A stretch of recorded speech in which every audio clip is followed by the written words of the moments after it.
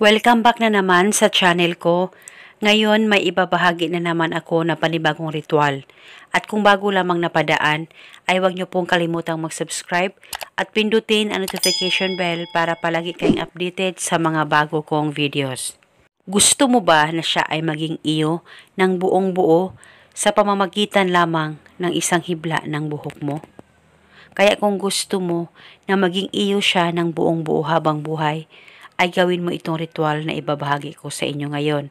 Dapat talaga buo ang loob at tiwala nyo sa paggawa nito. At dapat palagi kang positibo at palaging naniniwala sa mga ganitong pamamaraan. Pwede ito gawin ngayon mismo sa oras na mapanood mo ang video na ito. Ang gagawin mo lamang ay isulat mo ito sa papel, pangalan at apelido, ikaw ay maging akin ng buong buo. Isulat mo lamang ito ng 3 beses.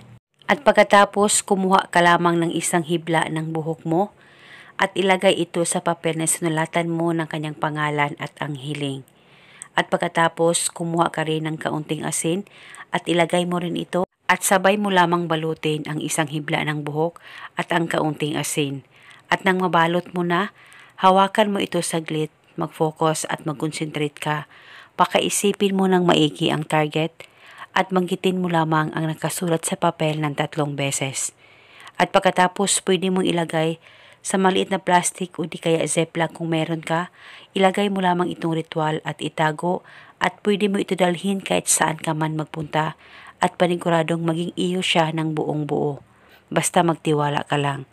At hindi na po kailangang pambulungan, basta dalhin mo ito kahit saan ka man magpunta.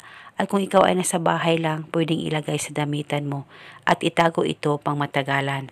At kung kayo ay may katanungan, mag-comment lang po kayo sa baba.